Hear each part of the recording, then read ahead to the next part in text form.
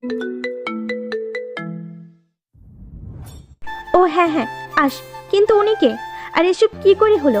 রাস্তার মাঝে দৌড়ে রেস করতে গেলে কেন বলতো? সব পরে বলছি, আগে এই আপদকে বিদায় করি। ফিস ফিস করে বললেও সম্রাট শুনে মুচকি হাসে। এই যে মিস্টার, এবার বিদায় হও এখান থেকে। কিন্তু তোমার নামটা? আমার নাম সোনালি। সম্রাট সোনালির দিকে তাকিয়ে মুচকি হাসে। সুন্দর নাম তোমার। আর ওই ম্যাডামের নাম? ওর নাম বানি। আর আপনার নাম কি? আমার নাম সম্রাট। নাইস। আপনি বসুন না, নাস্তা করে যাবেন। কফি বা চা দিব? না, আজ নয়, অন্য দিন। বলে সম্রাট চলে আসে। অন্যদিন ঢং, অন্যদিন আসিস জুতো পেটা করবো। বিয়াদব ছেলে আসছে বলতে অন্যদিন। হ্যাঁ রে বনু, লোকটা কি হ্যান্ডসাম, হট, তাই না রে? তোকে তো কোলেও তুলেছে।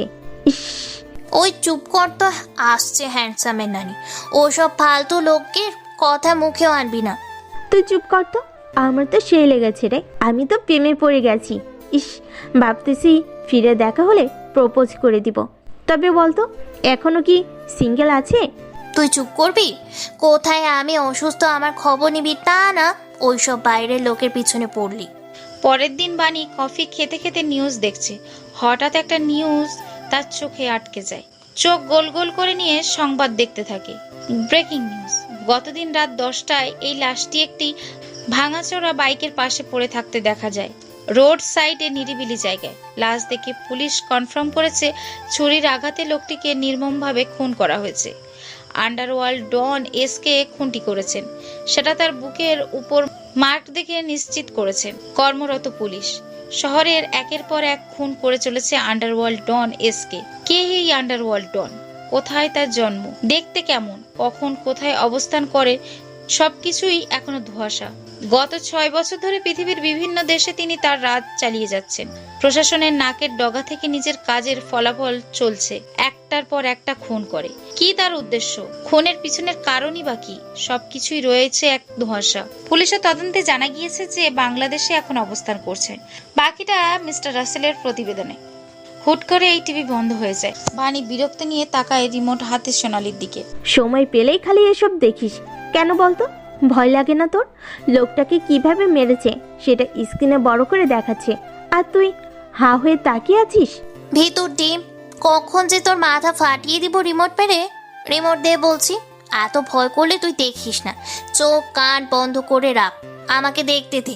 লোকটাকে কেমন চেনা চেনা লাগছে, কোথায় দেখেছি কিন্তু মনে পড়ছে না। খবরদার মনে করার চেষ্টাও করবি না। এসব ফালতু ঝামেলায় নিজেকে তো জড়াবি না।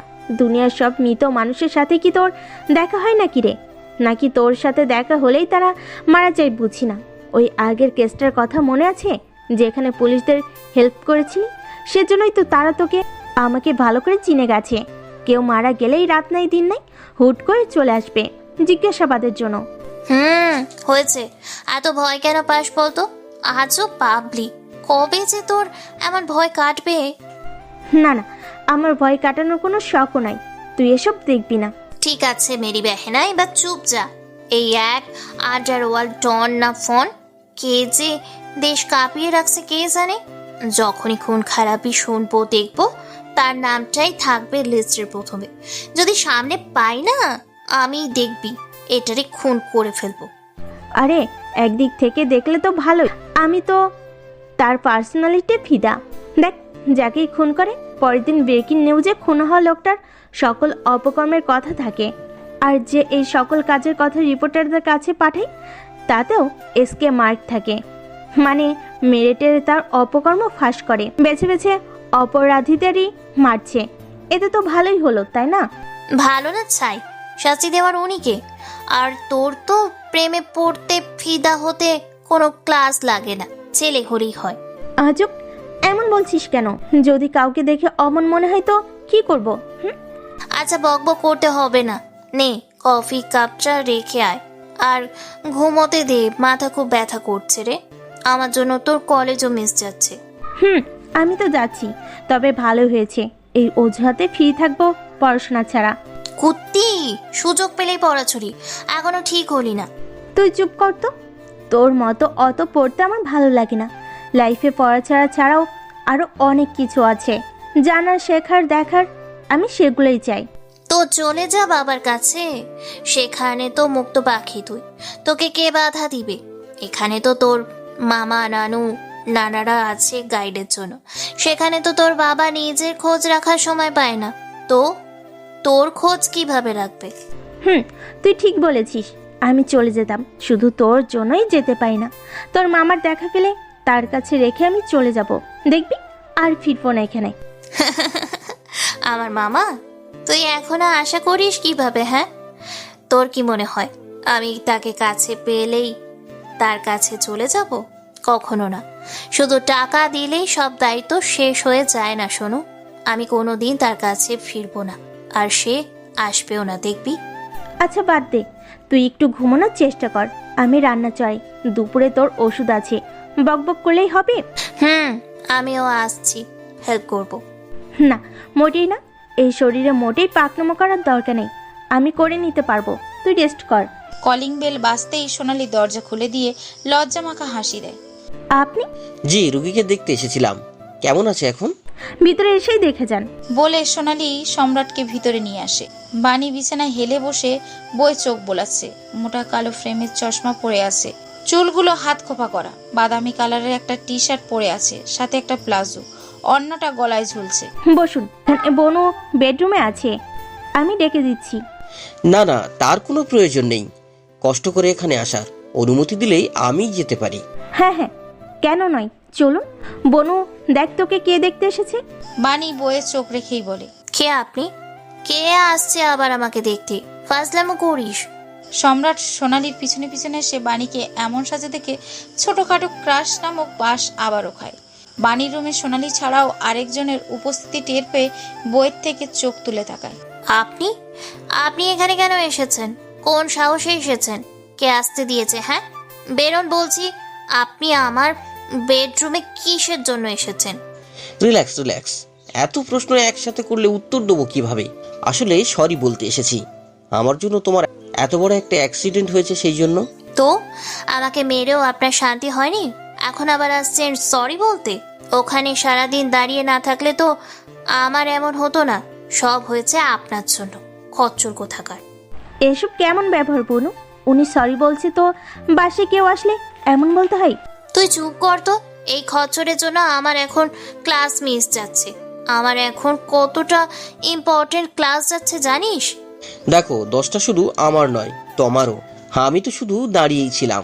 তোমাকে ওভাবে রাস্তা না দেখে দৌড় দিতে বলেছিলাম নাকি? দেখেছি সোনু, কত বড় কথা আমাকে শোনাচ্ছে। আমার বাড়িতে এসে আমায় কথা শোনানো হচ্ছে। বেরোন বলছি।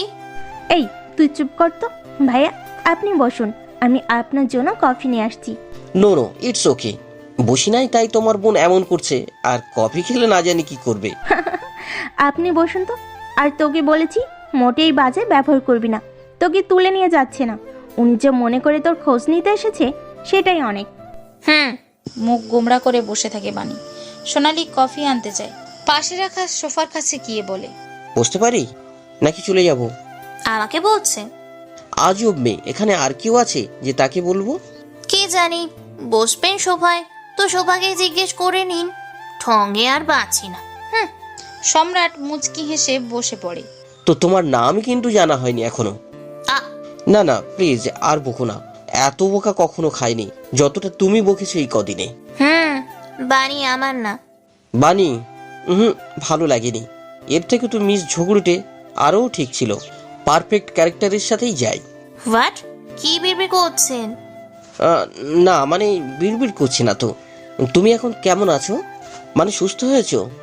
আজ আরেকবার ডাক্তারের কাছে যাওয়া দরকার, তেমনটাই বলেছিল ডাক্তার। যদিও তোমার অসুবিধা না হয় তো আমি তোমাকে নিয়ে যেতে চাই। কিসের জন্য? যেতে বললে আমি যাব, আপনার সাথে কেন যাব? ও গড, এই ঝগড়ুটে শেষ কিনা আমার লাভার। তুমি আমার সাথে আবার চিটিং করছো। এমন মেয়েকে পছন্দ করে না, দেখো লজিক্যালি দেখলে কিন্তু তোমার আমার সাথে যাওয়া উচিত, কারণ তুমি মানো যে তোমার এমন অবস্থার জন্য আমিই দায়ী। সো সব আমারই তো করা উচিত, তাই না? লোকটা তো ঠিকই বলেছে, আমার অসুস্থতা তার জন্য। তাহলে আমি কেন টাকা খরচ করে নিজে ডাক্তার দেখাবো? ঠিক আছে ঠিক আছে, কখন যাবেন? কোথাও যাওয়ার কথা হচ্ছে? নিন আপনার কফি। আমি তোমার বোনকে হসপিটালে নিয়ে যাওয়ার কথা বলেছিলাম, যদি তোমাদের অসুবিধা না থাকে। হ্যাঁ হ্যাঁ, কেন নয়, অবশ্যই যাবে। কখন যাবেন? আমিও যাব সাথে, সমস্যা হবে না তো? তোকে ছাড়া তো ওই খচ্চরের সাথে যাবই না, তাই গেলে দুজনকে নিবে। আমি কখন বলেছি তোমাকে একলাকে নিয়ে যাব? তাছাড়া তোমাকে আমি তো আর কোলে নিয়ে ঘুরতে পারবো না, তাই ওর যাওয়াটাই জরুরি। বাই দ্য ওয়ে, তোমার নামটা? সোনালি। তো সোনালি অনেক বড়। আমিও তোমার বোনের মতো তোমাকে ছোট করেই ডাকবো, প্রবলেম নেই তো? না না, কোনো সমস্যা নেই, অবশ্যই ডাকবেন। ওকে, তো তোমরা রেডি হয়ে নিচে আসো, আমি ওয়েট করছি। কফি তো শেষ করে যান। আর না, আমি ওয়েট করছি, দ্রুত আসো। বলে সম্রাট বেরিয়ে যায়। বনুরে, দেখেছিস লোকটা কত ভালো, কত খোঁজ নিচ্ছে। তুই চুপ কর তো, নিশ্চয়ই কোনো মতলব আছে। এখন কেউ কাউকে ফ্রিতেও ডেকে জানতে চায় না কেমন আছো, কথা খরচ হবে ভয়। তুই সবসময় এমন করিস কেন বলতো? লোকটা কত ভালো, আর তুই এসব বলছিস? আচ্ছা, উঠে ফ্রেশ হনে। কেটে যায় এভাবে বেশ কিছুদিন। সম্রাট সবকিছু ভুলে বাণীর ভাবনায় মেতে থাকে সব সময়। ওরা ভালো ফ্রেন্ড হয়ে যায়। হ্যালো। ওই কোথায় তুমি? তোমার না আজ কলেজের সামনে আসার কথা? আমি গত 10 মিনিট ধরে দাঁড়িয়ে আছি। সরি, আসলে আমি একটা এমার্জেন্সি কাজে চলে এসেছি, প্লিজ রাগ করো না, আমি পরে দেখা করে নেব, তুমি বাসায় চলে যাও। কি? তুমি আমাকে এখানে দাঁড়িয়ে রেখে কাজে বিজি? তোমার সাথে কথা নাই, রাখো ফোন। সরি তো, প্লিজ রাগ করো না, আমি সত্যি ইম্পর্টেন্ট কাজ নিয়ে ব্যস্ত, প্লিজ বোঝার চেষ্টা করো। তোমার কাজ নিয়ে তুমি থাকো, আমি গেলাম, পাই। বাণী ফোন কেটে ব্যাগে রেখে রাগে গজগজ করতে করতে হাঁটতে থাকে। বেশ কিছুদিন ধরে কলেজে থেকে বেরোনোর পর কিছু ছেলে তাকে ফলো করছে। বিষয়টা বুঝেও না বোঝার মতন চলছে বাণী। আজও ছেলেগুলো তাকে ফলো করছে। এটা খুবই বিরক্তিকর ব্যাপার তার কাছে। এমনকি সম্রাট দেখা করতে আসতে চেয়ে না আসায় রাগ তার মাথায় চড়ে বসেছে। কখনো সোনালি ছাড়া আপন কাউকে সেভাবে কাছে পায়নি সে। সম্রাটের অতিরিক্ত কেয়ার আর ভালো ব্যবহারে কয়েকদিনে কেমন তার উপর অনেক ভালোবাসা জন্মেছে বাণীর অবুঝ মনে। হয়তো ভালোবেসে ফেলেছে, তবে মনকে সেটা মানাতে চায় না। ভালো ফ্রেন্ড আছে সেটাই থাকতে চায় সে। সোনালিও এখন কেমন বাণীর থেকে নিজেকে দূরে করে রেখেছে। হয়তো সে ভাবছে বাড়ির দেখার জন্য কেউ একজন চলে এসেছে তার জীবনে, সে যার জন্য অপেক্ষা করছিল এতদিন। আর বাণীও অনেক দুর্বল হয়ে যাচ্ছে। খুব কমই এমন হয় যে সম্রাট কথা দিয়েছে কোনো বিষয় এবং সেটা করেনি। যদিও ভুলে এমন হয়ে যায় তার আর রক্ষা নেই। বাণীর অভিমান তখন পাহাড় সমান হয়ে যায়। সেটা ভাঙাতে সম্রাটকে যথেষ্ট কাঠখড় পোড়াতে হয়। তবে সম্রাট এগুলো খুব বেশি করে এনজয় করে। সে তো বাণীর উপর পুরোই পাগল। বাণীর রাগ এখন তুঙ্গে। হাঁটতে হাঁটতে বেশ কিছু দূর চলে এসেছে, তারপরেও ছেলেগুলো পিছু ছাড়ছে না। রাগে পিছনে ফিরে ছেলেগুলোর সামনে যায়। ওই, সমস্যা কি তোদের? সেই কখন থেকে দেখছি তোরা আমার পিছনে পড়ে আছিস, কি চাই? হ্যাঁ, ছেলেগুলো আসলেই বখাটে। তাদের মধ্যে যে লিডার তার চোখ পড়েছে বাণীর উপর, এই জন্য এমন করছে তারা। কেমনে বলি তোমায়, আমার শরম লাগে। হ্যাঁ, শরম ও লজ্জা? কিন্তু কেন? কিসের লজ্জা? মেয়ে নাকি তোরা? না, তোমাকে না। ছেলেটা লজ্জার ভঙ্গি করছে, তবে বলতে পারছে না। পাশ থেকে আরেকজন বলে ওঠে, ভাবি, আমাদের ভাই আপনাকে পছন্দ করেছে, বিয়ে করতে চাই। সাথে সাথেই ঠাস ঠাস করে কয়েকটা বসিয়ে দিল ছেলেটার গালে। বেয়াদব, রাস্তায় মেয়ে দেখলেই তোদের ভাবি ডাকতে ইচ্ছে করে? আর তুই দেখতে তো গরুর থেকেও কোনো অংশে কম নয়, আমাকে বলতে আসছিস বিয়ের কথা? নিজে চেহারা দেখেছিস? আর যদি এমন দেখি না, জুতো পেটা করবো। বাণীর রাগ আরো বেড়ে যায়। সব মিলিয়ে উল্টোপালা বকতে থাকে, কিন্তু ছেলেগুলা অতটাও ভালো নয়। তাদের এমন করে অপমান করায় তারাও ক্ষিপ্ত হয়ে ওঠে। এক পর্যায়ে ছেলেটা বাণীর অন্না টান দিয়ে নিয়ে নেয়। বাণীর এবার ভয় হতে থাকে। এতগুলো ছেলে এখানে, কেউ নেই। মেরে বালিচাপা দিয়ে দিলেও ওকে কেউ খুঁজে পাবে না। রাস্তার এক পাশে কিছুটা জঙ্গল, তারপর নদী, অন্যদিকে ছোট বড় খাদ। বিকালের এই সময়টা লোকজন কমই আসা যাওয়া করে। বাণী নিজের হাতের বই বুকের সাথে ধরে ভয়ে ভয়ে বলতে থাকে, আমি কিন্তু তোদের পুলিশে দিব সবগুলোকে, আমাকে যেতে দে, না হলে কি করবা বেবি? এই সবাই ওকে ধর, তুলে নিয়ে চল। এপাশে নদীর দিকে একটা ভাঙ্গা পুরনো বাড়ি আছে, ওখানে নিয়ে চল, তারপর দেখবো কি করে। বিয়ে তো আমাকেই করতে হবে, এমন অবস্থা করব না। লোকটার হুঙ্কার আর চাহনিতে বাণী ভয়ের শেষ। শুধু শুধু আগ বাড়িয়ে ঝামেলাটা তার না করলেও চলতো, তবে যা করে ফেলেছে তার থেকে পরিত্রাণ পেতে তাকে যে এখন পালাতে হবে সেটা সে বেশ বুঝতে পেরেছে। তবে কাজ হলো না, বুঝেও যখন দৌড়াতে যাবে লোকগুলো ধরে নেয়, জোর করেই ধরে নিয়ে আসতে থাকে বাণীকে। বাণী চিৎকার করতে থাকে, তবে এখানে চিৎকার শোনার মতন যে কেউ নেই সেটা সে বেশ বুঝতে পেরেছে। লোকগুলারও তার ভয় দেখে বেশ মজা নিচ্ছে। ছেড়ে দে বলছি, আমাকে তুলে এনে তোরা ভুল করছিস। আমাকে যেতে দিলে সবগুলোকে ছেড়ে দিব, তাহলে না হলে পুলিশে জানাবো বলে দিচ্ছি। আগে চলো তো আমাদের সাথে, পরে নয় পুলিশকে জানিও। লোকগুলার বিশ্রী হাসিতে বাণীর ভয়ে প্রাণ যায় যায়। লোকগুলো তাকে টেনে হিঁচড়ে নিয়ে চলেছে। বাণী নিজেকে ছাড়াতে প্রাণপণ চেষ্টা করেছে, অনেকটা ভিতরে চলে এসেছে বনের। না না, এভাবে আমি ছেলেগুলোর হাত থেকে বাঁচতে পারবো না। আমাকে যে করেই হোক নিজেকে রক্ষা করতে হবে। আল্লাহ, হেল্প মি প্লিজ। মনে মনে কথাগুলো ভাবতে ভাবতে বাণী পা দিয়ে ডান হাতে ধরে রাখা ছেলেটার পায়ে জোরেই পাড়া দেয়। উঁচু নিচু ছোট বড় পাথরের উপর দিয়ে ঢালু নিচু জমিতে নেমে চলেছিল। সবাই তাকে নিয়ে পাড়া দিতেই লোকটা আহা বলে ছেড়ে দেয়। দেরি না করে মুহূর্তে অন্য হাত ধরে রাখা লোকটার হাতে কামড় বসিয়ে দেয়। লোকটাও ব্যথা পেয়ে ছেড়ে দিতেই বাণীর সামনের দিকে দৌড়াতে থাকে। লোকগুলা বিষয়টা বুঝতে পেরে বাণীর পিছু ছোটে। দৌড়াতে দৌড়াতে বাণী কোথায় যাচ্ছে নিজেও জানে না। একসময় সোনালী আর বাণী দৌড়ে দুজনে প্রতিযোগিতা করত, বিষয়টা এবার কাজে লেগে গেল। ফলে লোকগুলো বেশ খানিকটা পিছে পড়ে গেল। বাণী দৌড়াতে দৌড়াতে ভাঙা পোড়া লতাপাতা চড়ানো বাড়িটার কাছে পৌঁছে গেল। সামনে অনেক বড় নদী রয়েছে, ওদিকে আর গেলে যে তার উপায় মিলবে না বেশ বুঝতে পারছে, তাই বাড়িটাই লুকোনোর প্রস্তুতি নিল। ছেলেগুলোর ভয়ের থেকে এখন এমন ভাঙা বাড়িতে ঢোকার ভয় নিছকই ছোট মনে হলো। অন্য সময় হলে হয়তো বাড়িটায় ঢুকতে তার ভয় লাগতো, এখন লাগছে না। দরজা জানালা নাই, ঝোপে ভরে গেছে। অনেক বছর ধরে বাড়িটা পড়ে আছে। শোনা যায় পুরোনো আমলে ভূতের ভয়ে বাড়ির মালিক এখান থেকে তার পরিবার সহ চলে যায়। তারপর থেকেই পড়ে থাকতে থাকতে এখন সব নষ্ট হয়ে ছোটখাটো একটা বন তৈরি হয়েছে ঘরটার ভিতরে। ভিতরে যেতে যেতে কোথাও কারোর গোঙানির শব্দ শুনতে পেল। কোথা থেকে না শব্দ আসছে। হ্যাঁ, মুখ বেঁধে রাখার পর কথা বলতে চাইলে যেমন শব্দ বের হয় তেমনটাই হচ্ছে। ফুতুত হবে না তো? হলে হবে, আমি সাহায্য চেয়ে নিব।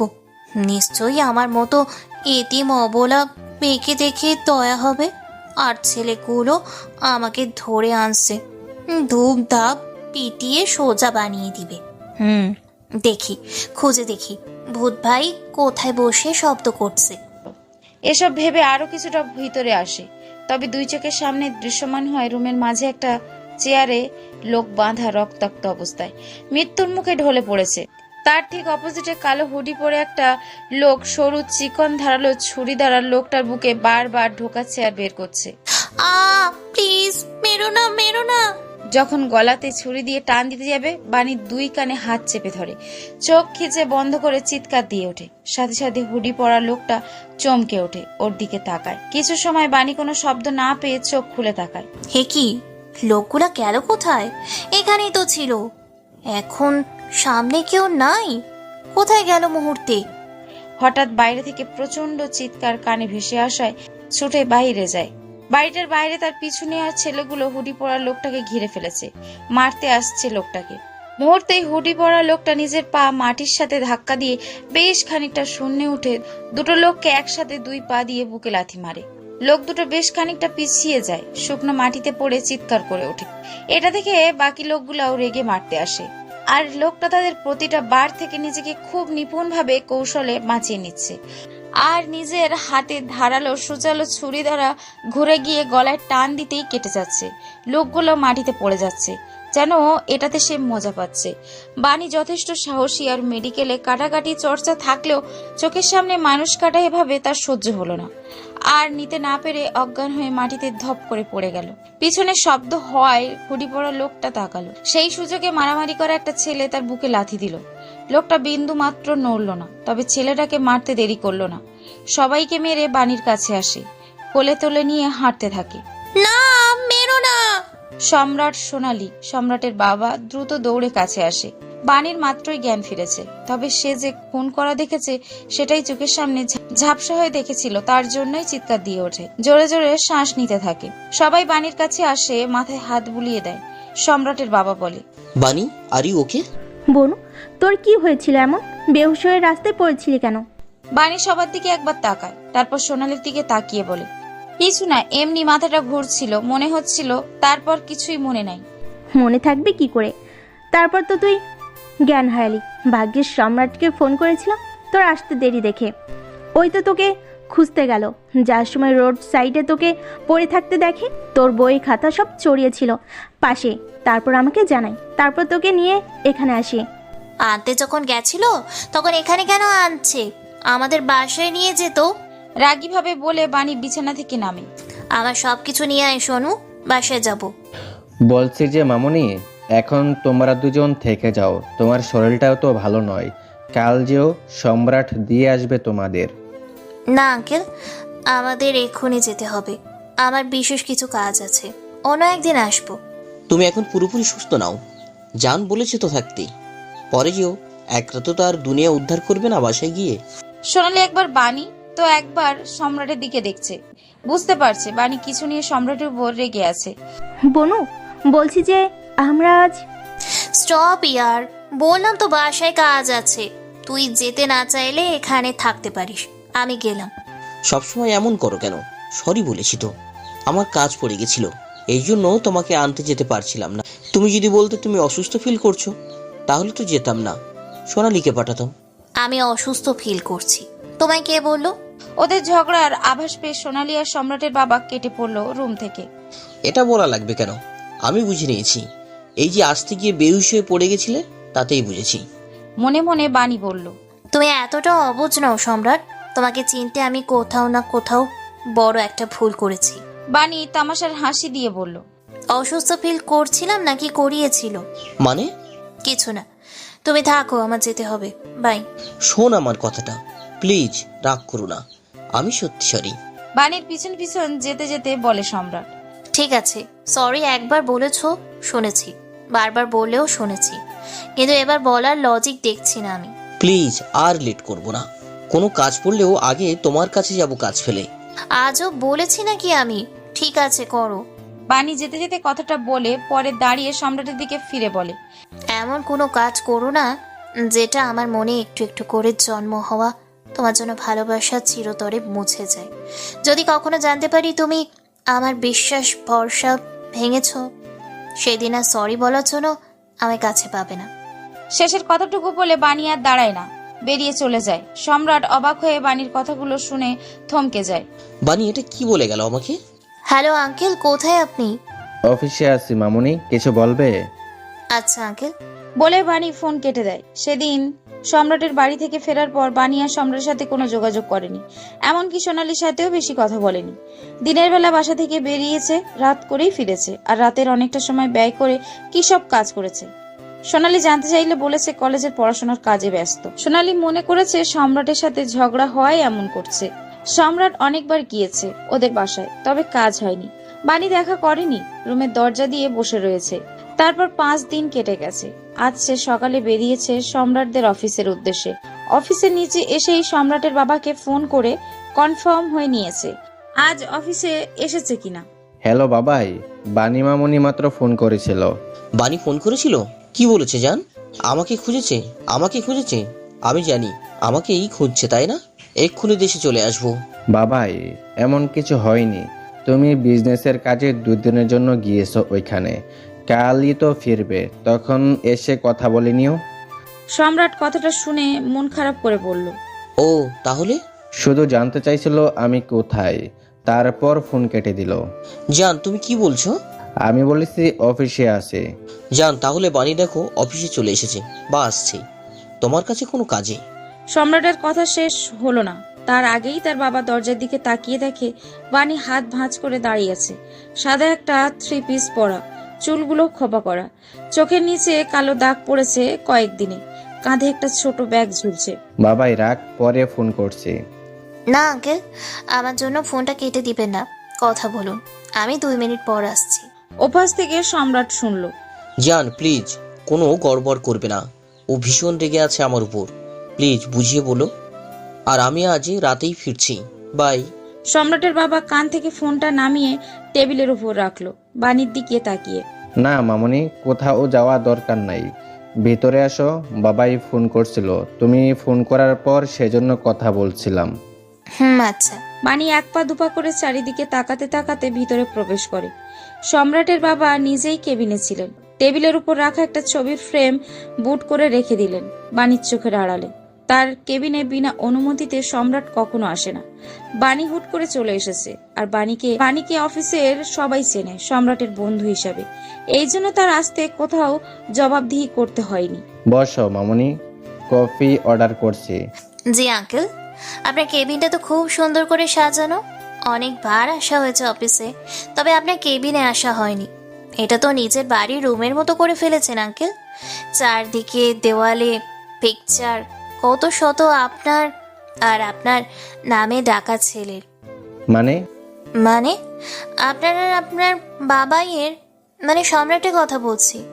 কেন অবাক হলেন যে? না, আমি কেমন অন্য কিছু শুনেছিলাম। হ্যাঁ, আসলে বাবাই তো বিজনেসের কাজে প্রায় দেশের বাইরে থাকে, সেজন্য আমার বেশি সময় অফিসেই কাটে, বাড়িতে যায় না বাবাই। না থাকলে সেজন্য ছোটোখাটো বেডরুম আর কেবিন একসাথে, এজন্য এদিকে কেউ আসে না। ও আচ্ছা আঙ্কেল, সব দেখছি আপনার আর সম্রাটের ছবি। কোথাও সম্রাটের মাকে দেখিনি যে। শুনেছি উনি মারা গেছেন, কিন্তু ছবি তো থাকবে, কোথাও দেখিনি যে। সম্রাটের বাবা একটা লম্বা শ্বাস ছেড়ে বলে, আমার খারাপ লাগবে, এজন্য বাবাই কোথাও লতার ছবি রাখতে দেয়নি। ও আচ্ছা। ওদের কথা বলতে বলতে কফি চলে আসে, সাথে কিছু নাস্তা। বানিয়ে এসে চেয়ারে বসে কেবিনের ভিতরে আরো দুটো দরজা দেখতে পেয়ে বলে, ওইদিকে কি আঙ্কেল? এপাশে আমার ছোট দুনিয়া, মানে থাকার জন্য বেডরুম, ওই পাশে ওয়াশরুম। ও আচ্ছা আঙ্কেল, আপনি কফি নেন। হ্যাঁ মামুনি, নিচ্ছি। তুমি হঠাৎ অফিসে আঙ্কেলের কথা মনে পড়ছিল বুঝি? কফি খেতে খেতে বানি টেবিলের উপরে উল্টে রাখা ফটো ফ্রেমের দিকে চোখ দেয়। এটাতে কি আছে আঙ্কেল? মনে হয় পড়ে গেছে। তার আগে সম্রাটের বাবা টেনে নেয় কেমন অস্বাভাবিক ভাবে। মনে হচ্ছে তার বড় কোনো সম্পদ বানি ধরতে গেছে, ধরলেই সব নষ্ট হয়ে যাবে। অবস্থাটাকে স্বাভাবিক করতে চেয়ে সম্রাটের বাবা বলল, না মামুনি, এটা তেমন কিছু নয়। বলে টেবিলের ড্রয়ার টেনে তার ভিতরে রেখে দেয়। বানি ফ্রু কুচকায়। এটাতে এমন কি আছে যে আমি দেখলেই সমস্যা? ওটা থেকে ধ্যান ফিরিয়ে বলে, আঙ্কেল, আমি এসেছি একটা ইম্পর্টেন্ট কাজে। আপনার থেকে আমার সম্রাটের ব্যাপারে কিছু জানার ছিল। সম্রাটের বাবা কপালে বিন্দু বিন্দু ঘাম মুছে নেয়। তার বাণীর প্রশ্নগুলো আজ স্বাভাবিক মনে হচ্ছে না। হ্যাঁ হ্যাঁ বলো। সম্রাটের সামনে গলার নিচে মাঝ বরাবর যে একটা ট্যাটু আছে, ওটা কতদিন থেকে? আর ট্যাটু সবাই শখে করে, নিজের ভালোবাসার থেকে করে, কিন্তু সম্রাটের ট্যাটুর ডিজাইন মাঝে শাহী তলবারি, পাশ থেকে লতা পাতা, এমন কেন? কেন মামুনি, হঠাৎ এটা জানতে চাইছো যে তুমি? সম্রাটের পছন্দ ওই ট্যাটুটা, এজন্য ও যখন ছোট তখন করেছিল। কত ছোট আঙ্কেল? আমি যতটা জানি, যারা taekwondo, judo, kung fu, karate, wing chun, muay thai, jujutsu, Brazilian jujutsu, fencing, boxing, এমন বিভিন্ন মার্শাল আর্টে পারদর্শী বা এইগুলা শেখে, তারা এমন ট্যাটু পছন্দ করে, নিজের শরীরে এমন ট্যাটু করে। সম্রাটের বাবা টিস্যু দিয়ে কপালের বিন্দু ঘাম আবারও মুছে নেয়। এসব কেন বলছো মামুনি? ও ছোট থাকতে অনেক বক্সিং দেখতো, তখন এটার জন্য পাগল হয়, তখন করেছিল। আঙ্কেল, আপনি ঘামছেন কেন? এসি তো চলছে তাহলে। না এমনি, তুমি হঠাৎ এসব প্রশ্ন করছো কেন মামুনি? আঙ্কেল, গত 4 দিন থেকে নিউজে আরও একটা ঘটনা বারবার ব্রেকিং নিউজে টেলিকাস্ট হচ্ছে, দেখেছেন? আমাদের এই শহরেই তো একটা ভাঙা বাড়িতে গোটা 10 জন মানুষের বডি মিলেছে। যে খুনটা করেছে সে হলো আন্ডারওয়ার্ল্ডের ডন এসকে। ও হ্যাঁ, নিউজ পেপার পড়ছিলাম। আঙ্কেল, ওই খুনগুলো আমি নিজের চোখে হতে দেখেছি। তারপর ওই দিন আমি যে অ্যাক্সিডেন্ট করি, পরের দিন সেই বাইক ড্রাইভারকেও এই আন্ডারওয়ার্ল্ড ডন একেই খুন করেছে। আসলে প্রথমে চিনতে পারিনি, কলেজে যাওয়ার পর ফ্রেন্ডরা বলাবলি করছিল যে ওই বানি দেখ না, কাল যে তোকে অ্যাক্সিডেন্ট করিয়েছিল সেই লোকটাকে এসকে মেরে ফেলেছে। এসব কি বলছো? খুন হতে দেখেছো মানে? হ্যাঁ আঙ্কেল, বাণী সবটা বলে। আমি জ্ঞান হারানোর সময় আবছা দেখেছিলাম হুডি পরা লোকটা আমার দিকে আসছে। তারপর কি করে রাস্তায় এলাম, সম্রাট আমাকে পেল কিছুই জানি না। যাই হোক, এসব কাউকে বলো না তুমি। যে সুস্থ আছো এটাই অনেক। আঙ্কেল, আরেকটা কথা বলি। হুম। আসলে এসব মার্শাল আর্টরা অমন ট্যাটু করে না। আমি মিথ্যে বলেছি আপনাকে, কিন্তু সম্রাট কোন বক্সারের ফ্যান যে ট্যাটু দেখে নিজেই করেছে। এবার সম্রাটের বাবা বাড়ির কথায় সব গুলিয়ে ফেলেছে, কি বলবে বুঝতে পারছে না। আমি ভালো জানি না, ওর থেকে শুনে নিও।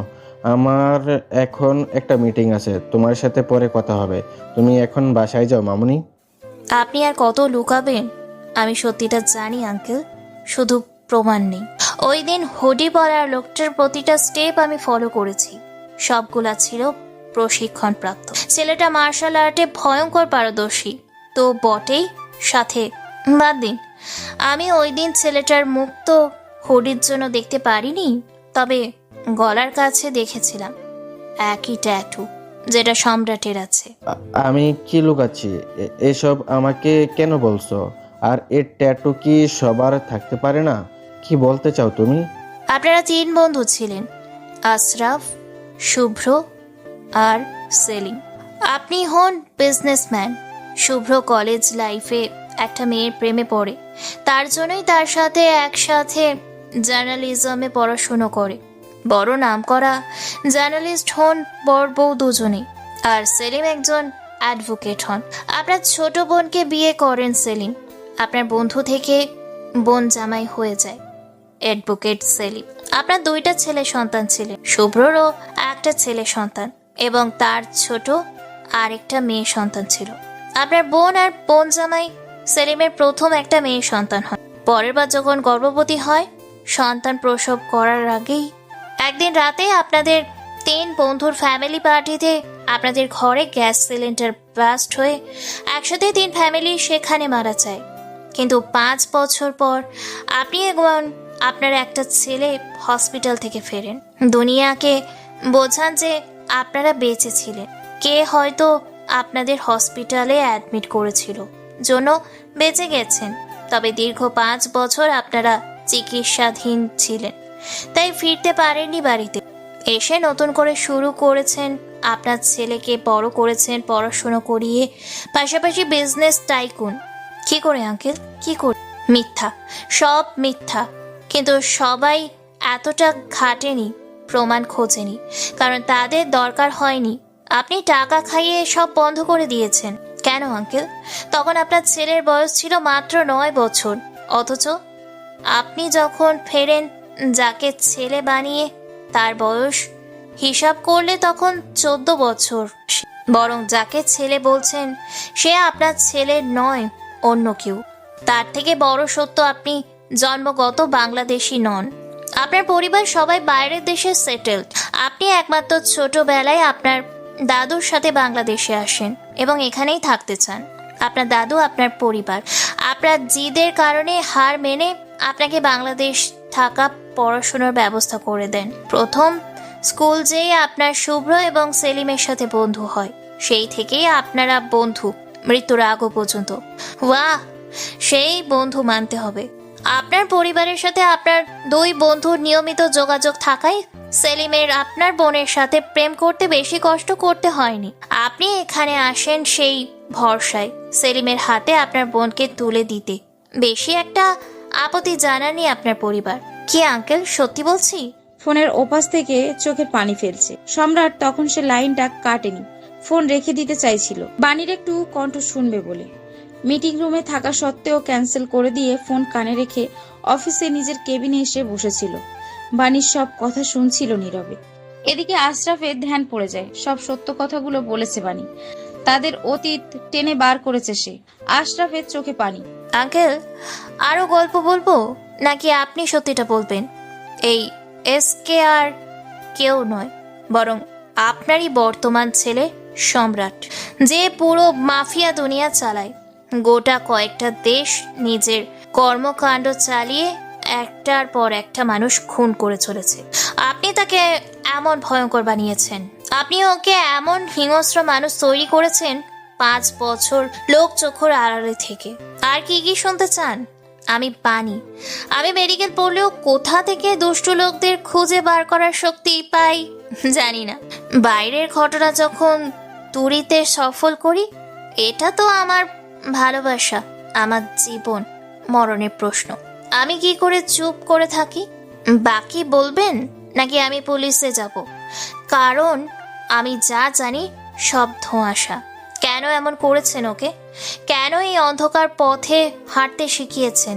তার পিছনের কারণ, ভেতরের কারণগুলো আমি জানতে চাই। কেন করেছেন এমন? বলেন, উত্তর দেন। আশরাফ নির্বাক হয়ে বাণীর দিকে তাকায়। হঠাৎই চোখ ছোট করে নিতে থাকে, পড়ে যেতে নাই। আঙ্কেল, আঙ্কেল কি হয়েছে আপনার? আঙ্কেল জান বলে ফোনের ওপাশ থেকে সম্রাট চিৎকার করে ওঠে। বাণীর চিৎকার শুনে সে বুঝে ফেলেছে তার জানের বিপদ সংকেত। ফোন কানে রেখে অফিস থেকে দৌড়ে বেরিয়ে আসে। সবাই অবাক, প্লাস জানতে চাইছিল কিন্তু পারেনি। গাড়িতে বসে নিজেই ড্রাইভ করতে থাকে। বাণী অনেক চেষ্টা করে চেয়ারে বসাতে সক্ষম হয়। মেডিকেলের স্টুডেন্ট বলে কথা, এত সহজে সে তার আঙ্কেলের কিছু হতে দিবে না। নিজের সাধ্যমতো প্রাথমিক কিছু কাজ করে নিতে নিতে সিকিউরিটি ডেকে নেয়।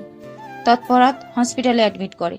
সম্রাট প্রাইভেট জেটে করে দ্রুত পৌঁছে যায়। হসপিটালে এসে দেখে বাণী তার বাবার কেবিনের সামনে দাঁড়িয়ে ডাক্তারের সাথে কথা বলছে এবং ডাক্তারের হাতে কিছু পেপারস, সেগুলোতে কি সব দেখাচ্ছে। সম্রাট নিজেকে আর কন্ট্রোল করতে না পেরে বাণীকে টেনে দুটো বসিয়ে দেয়। বাণী হুট করে এমন কিছু আশা করেনি। বাণীর কাছে মনে হলো পুরো হাসপাতাল তার চরের ঝনঝন শব্দে শুনতে পেয়েছে। মুখ জ্বলে উঠেছে মুহূর্তেই। ডাক্তার ভয়ে প্লাস অবাক হাঁ হয়ে আছে। বাণী মুখে হাত দিয়ে সোজা হয়ে দাঁড়াতেই সম্রাটকে দেখে ভয় আটকে ওঠে। চোখ দুটো অসম্ভব লাল হয়ে আছে, চুলগুলো উস্কো খুস্কো, টাই ঢিলে হয়ে ঝুলছে। উপরের কোট কোথায় ফেলে এসছে কেউ জানে না। পায়ে জুতা নাই, খালি পায়ে শার্টের উপরের বাটন কয়েকটা খোলা। পকেটে রাখা ফোনটা বারবার ভাইব্রেট হয়ে আবার কেটে যাচ্ছে। এক এলোমেলো সম্রাটকে সে দেখতে পাচ্ছে। সম্রাট হুঙ্কার ছেড়ে বলে ওঠে, Who gave you permission to talk to my Jan about all this? How dare you treat my Jan like that? সম্রাটের চিৎকারে ডাক্তার সহ বাণী কেঁপে ওঠে। ভয়ে চুপসে যায় বাণী। এমন রূপে সে কখনো দেখেনি সম্রাটকে। সব সময় শান্ত স্বভাবেই দেখতে অভ্যস্ত বাণী, তাই এমন বিহেভ মানতে তার একটু সময় লাগছে। কাঁপা কাঁপা কণ্ঠে বলে, সম্রাট, আমি বুঝতে Just shut up. You don't know. That is a hypertension patient. Sorry সম্রাট। সম্রাটের বাণীকে জাস্ট সহ্য হচ্ছে না। চোখ বন্ধ করে নিয়ে বলে, Get out here. Otherwise, I will do something. Go. বাণী মনে একটু সাহস জুগিয়ে বলে, আমি একটু সময় থাকি না প্লিজ, কিছু বলবো না। বলতেই সম্রাট আবার জোরে চিৎকার করে বলে ওঠে। Go. বাণী ভয় পেয়ে যায়। কাঁদতে কাঁদতে দৌড়াতে দৌড়াতে হাসপাতাল থেকে বেরিয়ে আসে। ততক্ষণে ওখানে হসপিটালের অনেক ডক্টর এবং স্টাফ এসে জমা হয়েছিল। সম্রাট সবার দিকে তাকাতেই সবাই কেটে পড়ে। আর সম্রাটের বাবাকে যে ডাক্তার দেখছিল সেও ভয় কাঁপছে। সম্রাট সেদিকে খেয়াল না দিয়ে সোজা নিজের বাবার কেবিনে ঢোকে। মিস্টার আশরাফ খান হসপিটালের ওই সাদা বিছানাটায় চোখ বন্ধ করে ঘুমিয়ে আছে। তেমনটাই সম্রাটের কাছে মনে হচ্ছে। হাতে স্লাইন চলছে ধীর গতিতে। সম্রাট চোখের পানি ফেলছে নীরবে। অন্য পাশে বসে হাতটা নিজের হাতে ভিতরে নেয়। সরি জান, আমার জন্য আবার তোমাকে কষ্ট পেতে হলো। আবারও পুরনো স্মৃতিগুলো তোমার মনে করতে হয়েছে। I am extremely sorry. আমি তোমার খেয়াল রাখতে পারিনি আমি কথা দিয়েছিলাম তোমার সব কিছুর প্রতিশোধ আমি নেব, কিন্তু এখনো আমি সম্পূর্ণ করতে পারিনি তোমাকে দেয়া কথা। হাত ধরে বসে থাকে সম্রাট। কিছু সময় আশরাফ খান একটু নড়ে ওঠায় সম্রাট তাকায়। তার বাবার জ্ঞান ফিরেছে। সম্রাট ডাক্তারকে ডাক দেয়। জান, তুমি ঠিক আছো? আশরাফ খান ছেলেকে তার জন্য বিচলিত হতে দেখে কথা বলার চেষ্টা করে। আমি ঠিক আছি বাবাই। না, একদম ঠিক নেই তুমি। দেখেছো, আমি একদিন চলে গেছি, তুমি কি হাল করেছো নিজের। আমার যাওয়াটা ভুল ছিল, না হলে তোমার সাথে করে নেওয়া উচিত ছিল। সম্রাটের আহ্লাদি আদর মাখা কথায় আশরাফের ঠোঁটের কোণে এক চিলতে হাসি ফোটে। ততক্ষণে ডাক্তার এসে ভয়ে দূরে দাঁড়িয়ে আছে। সম্রাট খেয়াল করে বলে ওঠে, আপনাদের কি ওখানে দাঁড়িয়ে থাকার জন্য ডেকেছি নাকি? ডাক্তার তার সাথে দুটো নার্স এসে দ্রুত আশরাফ খানের প্রেসার চেক করে। অন্যজন পালস রেট দেখছে, তো ডাক্তারটাও তাকে চেক আপ করে নেয়। ভয়ের কিছু নাই স্যার, ওনার প্রেশার নর্মাল এসেছে, বাকিটা ওষুধে ঠিক হবে। নিয়মিত ওষুধ না নিলে পরবর্তীতে সমস্যা হতে পারে। আজ ছোটোখাটো অ্যাটাক থেকে ফিরেছেন, অতিরিক্ত স্ট্রেস না নেয়, না হলে প্রবলেম হতে পারে। ওকে, কখন নিয়ে যেতে পারবো? আই থিঙ্ক স্লাইন শেষ হলেই যেতে পারবো। জি, তারপর নিয়ে যাবেন। আশরাফ খান উঠতে চাইলে সম্রাট ধমক দিয়ে শুইয়ে রাখে। ডাক্তারদের দায়িত্ব দিয়ে সে বেরিয়ে পড়ে। বাইরে গাড়ি দাঁড় করানো। ড্রাইভার সম্রাটকে দেখে সোজা হয়ে বসে হাতে থাকা সিগারেটটা জানালা দিয়ে ফেলে দেয়। সম্রাট এয়ারপোর্টে পৌঁছানোর আগেই এদিকে ফোন করেছিল, তাই গাড়ি হাজির হয়েছিল। তার হসপিটালে ছুটে আসতে বেশি সময় লাগেনি। স্যার, আপনার ফোনটা বাজছে অনেক সময় থেকে। সিরাজ, তুমি একটু পানির ব্যবস্থা করতে পারো? ওকে স্যার, বসুন, আমি সব থেকে নিয়ে আসতেছি। গাড়িতেও পানিটা শেষ হয়ে গেছে। ড্রাইভার পানি আনতে যায়। সম্রাট ফোন চেক করে। যে মিটিংটা সে ছেড়ে এসেছে বাইরের দেশে যে শাখাটা আছে সেখান থেকে বারবার ফোন আসছে সম্রাটের কাছে। সম্রাট কল ব্যাক করে। ওখানে দায়িত্বরত কর্মচারীদের ইনস্ট্রাকশন দেয় বাকিটা কিভাবে কি করবে, এবং সম্রাট চলে এসেছে সেটাও জানিয়ে দেয়। কার্তিককে ফোন করে।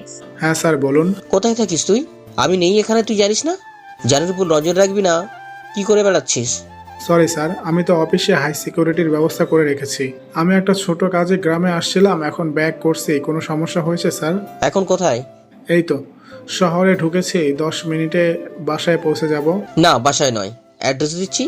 ওখানে দুটো মেয়ে থাকে, বানি নামের মেয়েটাকে উঠিয়ে নিয়ে আয়, বাকিটা পরে বলছি। ওকে স্যার, কিন্তু স্যার হঠাৎ মেয়েদের লিস্টে তো এই নাম নাই। এটা পার্সোনাল ইস্যু। ওকে স্যার, এখনই যাচ্ছি। শোন, জি স্যার, বলুন। কোনো ছেলেই ওকে টাচ করবি না, মেয়ে পাঠা। বোকা আছে কোথায়, ভুলিয়ে ভালিয়ে বাসা থেকে বের করতে পারবি? Okay sir. সম্রাট ফোন কেটে দেয়। ড্রাইভার একটা ইনটেক পানির বোতল এনে চিপটি খুলে সম্রাটের দিকে এগিয়ে দেয়। সম্রাট পানি হাতে নিয়ে গাড়ির থেকে মুখটা কিছুটা বের করে মুখে পানি দিয়ে ধুয়ে নেয়। লাস্টে হাত ভিজিয়ে চুলে হাত চালিয়ে চুলগুলো উল্টে ঠিক করে নেয় হাতের সাহায্যে। কিছুটা পানি খেয়ে বোতলটা রেখে দেয়। স্যার, এখন কোথায় যাবেন? না, তুমি ওয়েট করো, জানকে নিয়ে ফিরবো। ফ্রেশ হতে বেরিয়েছিলাম, জরুরি কল ছিল। ও স্যার, আপনার জুতা পায়ে দেখিনি, আমি কি নিয়ে আসবো? না, দরকার নেই। খালি পায়ে কি খুব খারাপ লাগছে? ড্রাইভার লজ্জায় পড়ে যায় কথাটা বলে। তেমনটাই মনে হলো। না স্যার, কি যে বলেন, আপনার কষ্ট হবে সেজন্য বলছিলাম, নিয়ে আসছি আমি। সম্রাট এই এক মুহূর্তে নিজেকে আবার শান্ত করে নিয়েছে। সহজে সে উত্তেজিত হয় না কখনো, কিন্তু তার বাবার স্বাস্থ্যের কথা আসলে সে সব থেকে বেশি ক্ষিপ্ত হয়, যেমনটা কিছু সময় আগে হয়েছিল। সব ফর্মালিটি শেষ করে মিস্টার আশরাফকে বাসায় নিয়ে আসে। সম্রাট সবগুলো কাজের লোককে অ্যালার্ট দিয়ে যায় সঠিক এবং সময় মতো তার বাবার যত্ন নেওয়ার জন্য। জান, আমার একটু কাজ আছে, বেরোতে হবে, ফিরে আসবো কিছু সময়। যাই, তুমি রেস্ট করো। কখন ফিরবি? কাজে না গেলে হয় না? আমার পাশে বস একটু। সেই কবে গিয়েছিস?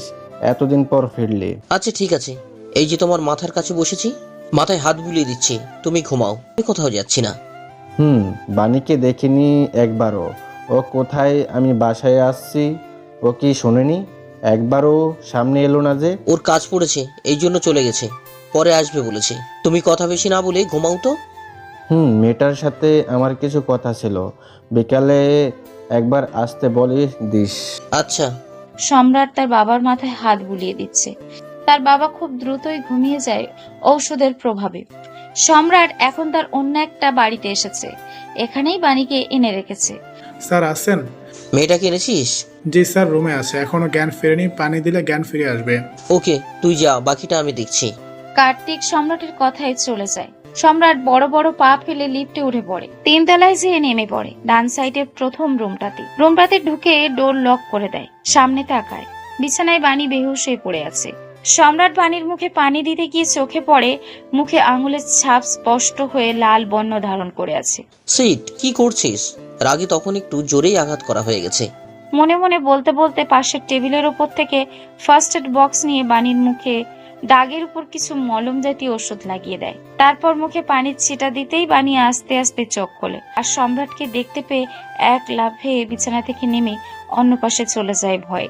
আরে এভাবে লাফাচ্ছ কেন? না না, আমি তোমার সামনে আসিনি, সত্যি বলছি, আমি আসিনি তোমার সামনে।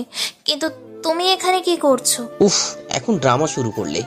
আরও দুটো লাগাবো কানের নিচে। চুপচাপ এদিকে আসো। বানি ভয় কেঁদে দেয়, মুখে 2 হাত দিয়ে রেখেছে যাতে করে ওর মুখে কেউ মারতে না পারে। আজব, কাঁদছো কেন? তুমি কি গন্ডার নাকি? 6 ঘন্টা আগে মারলে এখন ব্যথা অনুভব করে কাঁদছো? তাতেও বানির কান্না একটুও বাধা পড়লো না। সে কেঁদে যাচ্ছে অন্য পাশে দাঁড়িয়ে। সম্রাট এবার নিজেই গেল বানির কাছে, হাত ধরে বিছানায় বসিয়ে দেয়, নিজে ফ্লোরে বসে। বানির 2 হাত নিজের হাতের মধ্যে নেয়, চোখ মুছিয়ে হাত ধরে বলে, সরি, আসলে জান অসুস্থ হয়েছে দেখে মাথা নষ্ট হয়ে গেছিল। যখন আপনজনদের হারিয়েছিলাম তখন এমন ফোনের অন্য পাশ থেকেই শুনেছিলাম, সেই জন্য ভয়টা এবার একটু বেশি লেগেছিল। আমি তোমাকে মারতে চাইনি, তখন রাগের মাথায় ভুল করে ফেলেছি। প্লিজ কেঁদো না। তুমি চাইলে আমাকে শাস্তি দিতে পারো, আমি মেনে নেব। কখনো জানকে ছাড়া অন্য কাউকে সরি বলিনি নিজের কাজের জন্য। আজ প্রথম তোমাকে বলেছি সরি, এক্সট্রিমলি সরি। তুমি নিশ্চয়ই আমাকে ক্ষমা করতে পারোনি, তার জন্য কথাও বলছো না, এখন হুম হুম করে যাচ্ছ। ভয় পাচ্ছ? সরি তো আর কখনো হবে না, প্লিজ। I love you. কখনো এমন ভাবে বলতে চাইনি, কিন্তু এখন না হলে হয়তো আর কখনো সুযোগ হবে না, এজন্য বলে দিয়েছি। কারণ আমার সম্পর্কে অনেকটাই জানো তুমি। বাকিটাও শুনলে হয়তো আর কখনো আমার ফেস দেখতে পছন্দও করবে না, তাই বলছি আই লাভ ইউ। বানির চোখ বড় বড় করে নেয়। সম্রাট উঠে দাঁড়ায়, অন্যদিকে ঘুরে বলতে শুরু করে, দিনটি ছিল 17 তারিখ। আমি ক্লাসে ফার্স্ট বয় হয়েছিলাম আবারও। সবসময় ফার্স্ট বয় হলে বাবা আঙ্কেলদের ডেকে ছোটোখাটো পার্টিতে বসতো। সেদিন মায়ের মানা থাকতো না ড্রিঙ্কের জন্য। বাবা আঙ্কেলরা অনেক মজা করত, সাথে আমরা পিচ্ছি পাল্টিরা নিজেদের মতো খেলাধুলায় মেতে থাকতাম। আম্মু আন্টি 3 জনে খোঁজ গল্পে মেতে থাকতো। সেদিন ছোটোখাটো পার্টির আয়োজন করে আমাদের বাসায়। মা বাবা দুজনেই টেন্স ছিল, আমার জন্য সব ভুলে পার্টির আয়োজন করেছিল। আমার বাবার নাম শুভ্র, জান ছিল বাবার ফ্রেন্ড। তুমি তো জানোই 3 ফ্রেন্ড ছিল। সবসময় আমি জানকে আঙ্কেল নয় জান বলেই ডাকতাম, কারণ আমার কিছু প্রয়োজন হলে বাবা দিত না, চাইলেই জান সেটা এনে আমাকে দিয়ে যেত সবার আগে। বাচ্চারা তো এমনি, যে বেশি খেলনা খাবার দেয় তাকেই সব থেকে বেশি ভালোবাসি। আমার আর মৌমিতার সব থেকে ক্লোজ এবং ভালো আঙ্কেল ছিল জান, এই জন্য জান ডাকতাম। সেদিন সবাই আমাদের বাসায় পৌঁছে যায় রাত 8টার দিকে। সেলিম আঙ্কেলও চলে আসে অফিসের পথে। শুধু সেলিম আঙ্কেলের ওয়াইফ বাসায় থেকে যায়, জানের বোন তিনি। সে সময় একে সেলিম, একলা এসে পড়লি? বোন কোথায়? আর মামুনিরা কোথায়? আমার মৌটা কোথায়? হ্যাঁ তো, তুই একলা কেন? বোন কোথায়? তোরা কি আমায় একটু রেস্ট করতে দিবি? অফিসে গেলে চোর পুলিশ প্রমাণ দলিল এসব দেখতে দেখতে চোখে ধাঁধা লেগে যায়। তোদের কাছে আসলে বোন বোন শুনতে শুনতে কান নষ্ট হয়। আয়েশা কি যে বলেন, বোন সবার আগে, তারপর অন্য সব। বোন কি আসবে না অসুস্থতার জন্য? না ভাবি, আসলে আমি অফিসের শেষে একটা কাজে বেরিয়েছিলাম। একটা ক্লায়েন্টের সাথে সময় দিতে হয়েছে একটা কেসের ব্যাপারে, তারপর সোজা এখানে। আশরাফ, তুই যে ওকে নিয়ে আয়, আমি এখন ফ্রেশ হব। আগে বললে এত সময় চলে যেতাম। আচ্ছা বস, তোরা গল্প কর, আমি বোনকে নিয়ে আসি, তারপর ডিনার করলেই হবে। জান জান, আমায় নিয়ে চলো না তোমার সাথে। আন্টিকে আমিও আনতে যাব। মৌমিতার চুলগুলো অনেক দিন টানি না।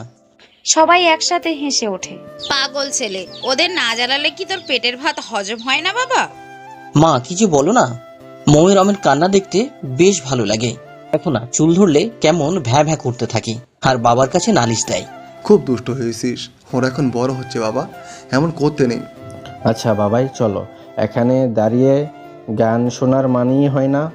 আমরা 2 বাবা ছেলে মেয়ে গিয়ে ওদের নিয়ে আসি। চলো। তুমি ছাড়া আমার কেউ বোঝে না জান, তুমি আমার আসল বাবা, এরা সবাই পচা। তারপর আমি আর জান দুজনে বেরিয়ে পড়ি। সময় যেহেতু অনেক আছে আর রাস্তাটাও অনেক, সেই জন্য খুব বেশি জোরে ড্রাইভ করছিল না জান। দুজনে হাসি মজা গল্প করতে করতে যেতে থাকি। অনেক লম্বা রাস্তাটা পার করে যখন আন্টির বাসায় পৌঁছই, আমাদের আত্মা কেঁপে যায়। গেটে 2টি সিকিউরিটির লাশ পড়ে আছে। আমরাও ঢুকছি অন্য পাশে। 4-5টা গাড়িও বেরিয়ে যায়। আমি ভয়ে কেঁদে দিই। বাবাই কাঁদে না, ভয় নেই, আমি আসছি, চলো তো। আন্টি কোথায় দেখি? দুজনে এক প্রকার দৌড়ে ঘরের ভিতরে যেতেই চারপাশে রক্তের ছড়াছড়ি দেখে আমি ভয়ে কাঁপছি। আঙ্কেল আমাকে রেখে পাগলের মতো তার বোনকে ডাকতে থাকে, আর সব ঘর খুঁজতে থাকে, কোথাও নেই। আমি মৌমিতাকে ডাকতে থাকি।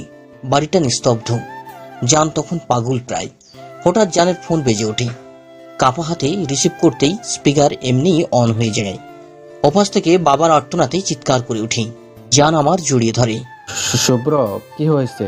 এমন করে কথা বলছিস কেন? কি হয়েছে? বোনকে কোথাও পাচ্ছি না, সব রক্ত ভেসে আছে, কি হচ্ছে?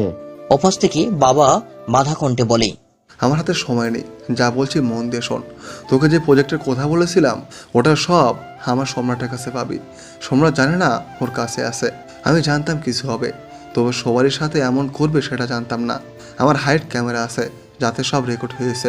আমি রেখে যাচ্ছি বুলবুলিতে। তুই সম্রাটকে নিয়ে পালিয়ে যা, ওরা তোদেরও মেরে ফেলবে জানতে পারলে। মাফ করে দিস বন্ধু, আমার জন্য সবাই আস। বাবা কেঁদে ওঠে। কি হচ্ছে? তুই এমন করছিস কেন? বল না রে। পালিয়ে যা। তারপর নিশ্চুপ। ব্লাস্টের শব্দ শুনতেই ফোন কেটে যায়। আঙ্কেল অসাড় হয়ে যায়। আমি ধাক্কা দিতেই ধ্যান ফেরে। জান বলো না কি হয়েছে ওখানে, বাবার কি হয়েছে? জান আমাকে জড়িয়ে ধরে। বাবাই আমাদের দ্রুত এখান থেকে পালাতে হবে বলে হাতটা টেনে নিয়ে আসতে থাকে। বাইরে আসতেই ডান সাইডে চোখ যায়। চারদিকে লাইট জ্বলছে। আলোয় দেখতে অসুবিধা হয়নি। গাড়ি পার্ক করে রাখা চারপাশ থেকে রক্ত বয়ে যাচ্ছে। জান, কি হয়েছে বাবাই? জান ওই দেখো রক্ত, ওখানে তো আন্টি। আমার কথায় জান দৌড়ে গাড়ির ব্যাক সাইডে যায়। ওখানে মৌ পড়ে আছে বুট হয়ে। মৌ? জান মৌ এমন করে শুয়ে আছে কেন? তখন জানের ধ্যান ফেরে। একটার পর একটা শক খেয়ে জানের প্রেসার বাড়ে সেদিন প্রথম। মৌকে তুলে নেয়। মনে হচ্ছিল দৌড়াতে গেছিল, কিন্তু গাড়ি পার্ক করার জন্য হালকা উঁচু করে ফ্লোর ওখানে বেঁধে পড়ে যায়, আর মাথায় পড়ে গিয়ে কেটে রক্তের স্রোত যাচ্ছিল। মৌ বেহুশে পড়েছিল। জান দ্রুত কোলে তুলে নেয় আশেপাশে দেখে। আবার আমাকে হাত ধরে। এক হাতে মৌকে নিয়ে বেরিয়ে আসে, গাড়িতে বসে দ্রুত ড্রাইভ করছে। আমার কোলের উপর মৌ শুয়ে আছে। কাঁদছি দুজনেই। তখন অতটাও ছোট নয়, 14 বছর বয়স। বুঝতে অনেকটাই শিখেছি। প্রথম হয়তো এমন বাস্তবতার শিকার হয়েছি, সেই জন্য একটু অবুঝ হয়ে গেছিলাম, আর অনেকটা ভয় পেয়েছিলাম। জান কাছাকাছি হসপিটালে যাই। মৌকে ভর্তি করে আমাকে বসিয়ে রেখে বেরিয়ে যায়। মৌয়ের রক্তের দরকার, না হলে বাঁচানো যাবে না। তখন আমার কান্নাকাটির অবস্থায় মুখ দেখে ওখানে রুগী দেখতে আসা এক মহিলা হয়তো দয়া হয়। সে নিজের থেকে রক্ত দিতে রাজি হয়। তার রক্তে মৌয়ের প্রাণ বাঁচে।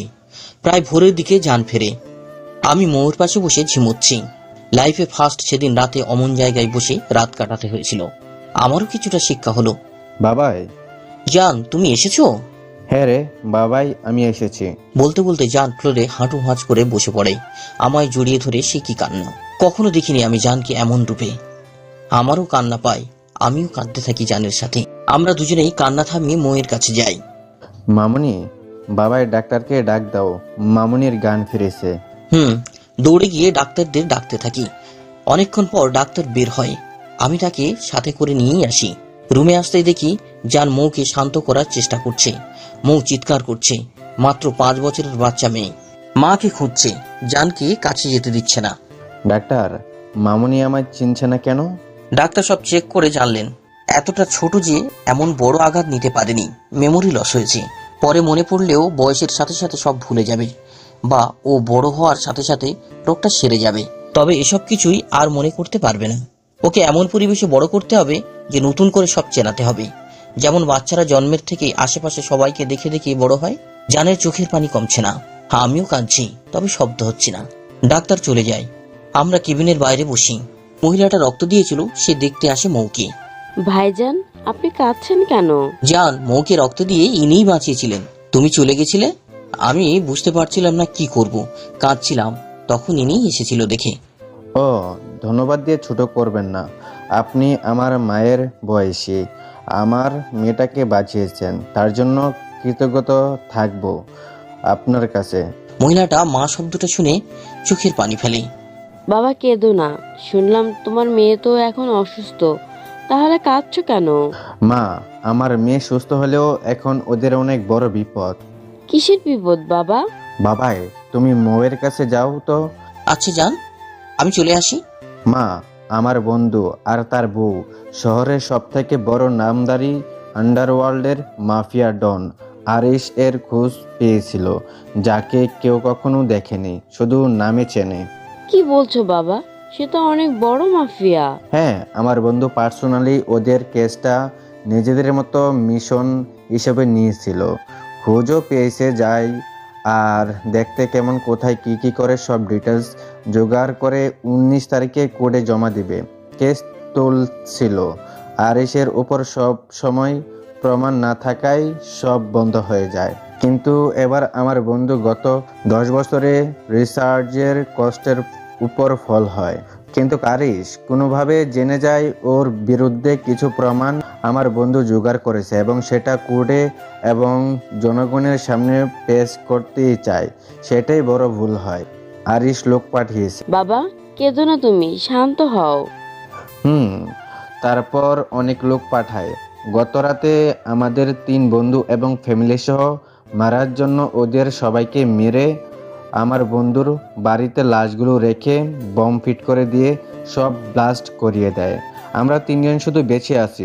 আমাদের খোঁজ করছে ওরা, পেলেই মেরে ফেলবে। তুমি কেঁদো না, তুমি আমাকে মা ডেকেছো। আমিও তোমার জন্য কিছু করতে পারলে খুশি হব। আমার মাত্র একটা ছেলে, কিন্তু ওরা বিদেশে থাকে। গত 3 বছর ধরে ওদের ছোট মেয়েটাকে ফেলে ওরা গেছে কাজের খোঁজে। মেয়েকে নিয়ে কাজ করতে পারবে না, এই জন্য আমার কাছে রেখে গেছে। তুমি যদি যাও আমার সাথে, আমার ছেলে হয়ে আমার বাড়িতে থাকবে। তারপর সব ঠিক হয়ে গেলে না হয় তুমি যেও নিজের বাড়িতে। আমি কেবিনের দরজার পাশ থেকে জানের সব কথা শুনি। যারা আমার মা, বাবা, বোন, আঙ্কেল, আন্টিদের মেরেছে সবাইকে কঠিন শাস্তি দেওয়ার কথা। তখন আমার ছোট্ট মনটায় চলে আসে। আঙ্কেল বাবা মায়ের থেকে সব সময় ন্যায় বিচার নীতি কথা শুনে এসেছি, তাই বিষয়টা ভাবতে সময় লাগে না।